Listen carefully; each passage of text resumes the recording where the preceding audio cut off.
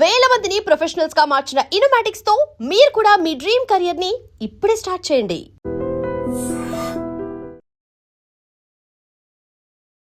అదృష్టం అండి.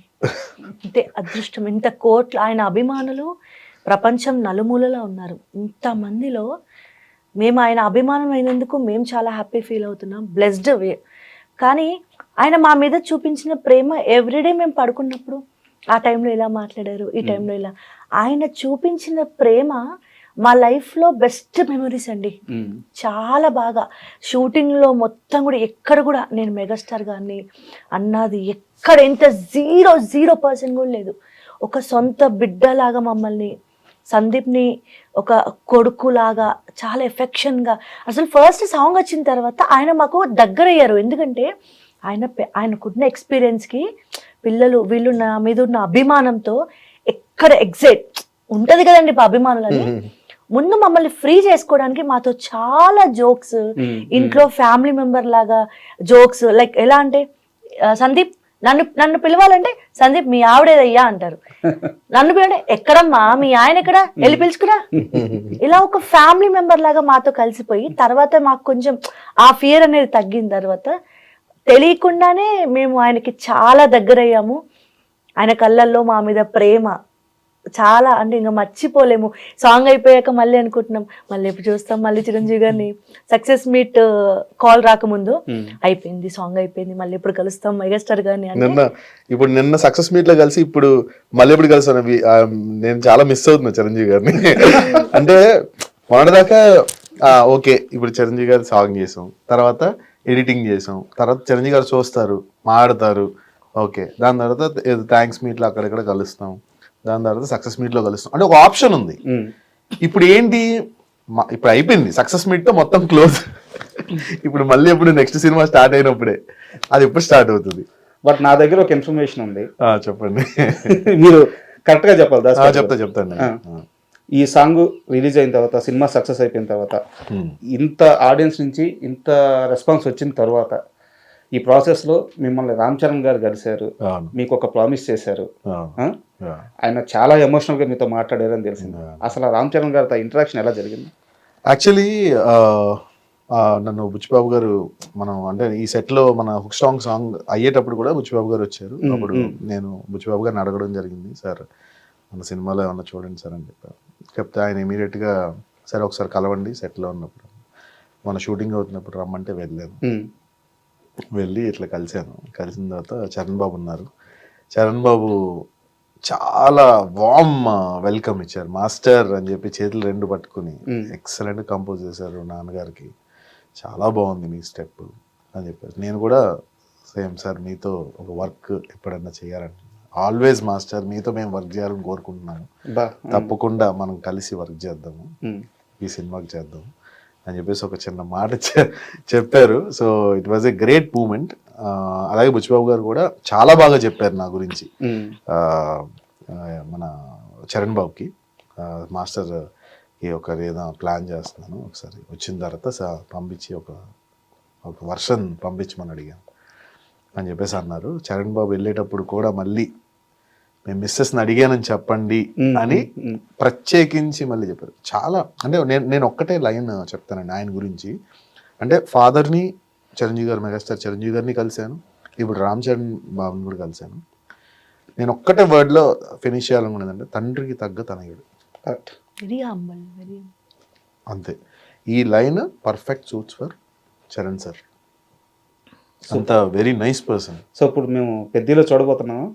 దేవుడు అంత నా వర్షన్ ఇస్తాను, 100% సక్సెస్ అవ్వాలి, అంత గుడ్ అవుతుంది, షూర్ తప్పకుండా అవుతుంది.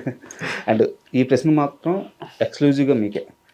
ఇప్పుడు ఒక మనిషి సక్సెస్ కోసం ప్రయాణిస్తున్నప్పుడు ఆ మనిషి జర్నీలో ఉంటాడు, అతను పడతాడు లేస్తాడు, అతనికి ఎమోషన్స్ ఉండవు. బట్ ఆ మనిషిని సపోర్ట్ చేసే పక్క మనిషికి మాత్రం నెంబర్ ఆఫ్ ఎమోషన్స్ ఉంటాయి. ఆ పెయిన్ అంతా తీసుకునేది పక్క మనిషే.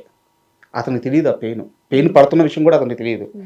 కానీ అతన్ని పుష్ చేసి అతని బ్యాకప్లో ఉండి ఆ ఎమోషన్స్ అన్నీ మోసేది భార్య కావచ్చు, తల్లి కావచ్చు, ఫ్రెండ్ కావచ్చు, ఆ పక్కన ఉండే మనిషి.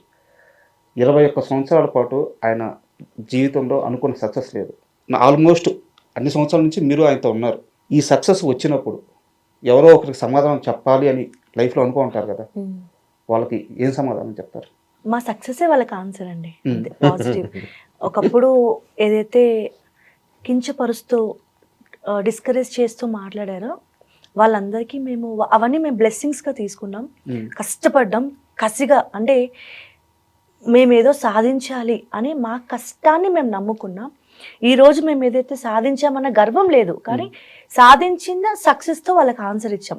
సో అట్లీస్ట్ ఎలా ఆన్సర్ ఇచ్చామంటే అట్లీస్ట్ వాళ్ళ సైడ్ నుంచి మాకు కాల్స్ కూడా రాలేదు. కాల్ చేయడానికి కూడా వాళ్ళకి చేతులు వణికి పుట్టేలాగా ఇచ్చామని. ఎందుకంటే మెగాస్టార్ గారితో సాంగ్ చేయడం వేరు, అది సక్సెస్ అవ్వడం వేరు.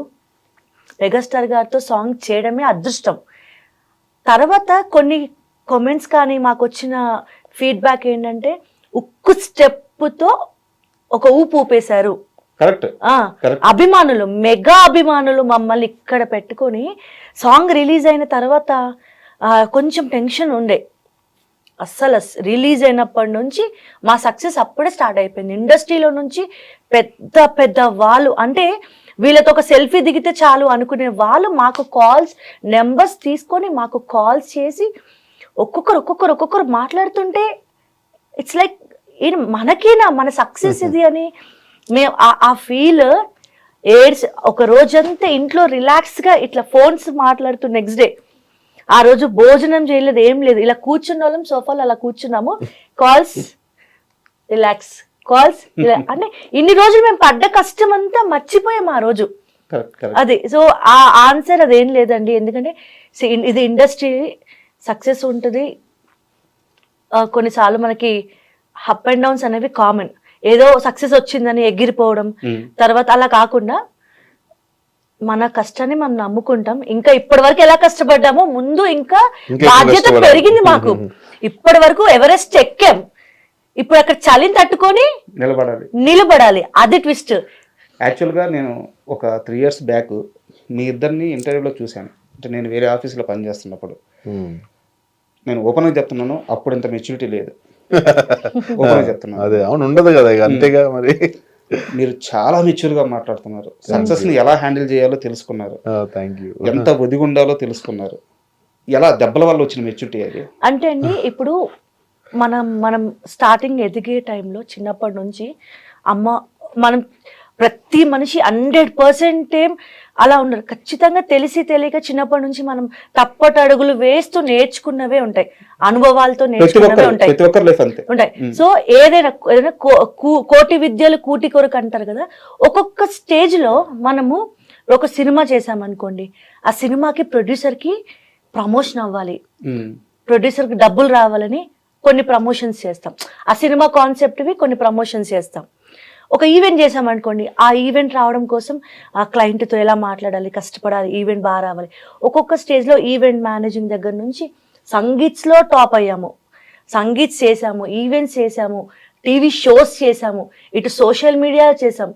ఇన్ని చేస్తూ ఫైనల్ టార్గెట్ మాత్రం కొరియోగ్రఫీ. ఇవన్నీ ఏంటంటే డైలీ మనం బ్రతకడానికి. సరే, మనం బ్రతకడానికి క్వశ్చన్ ఉంది.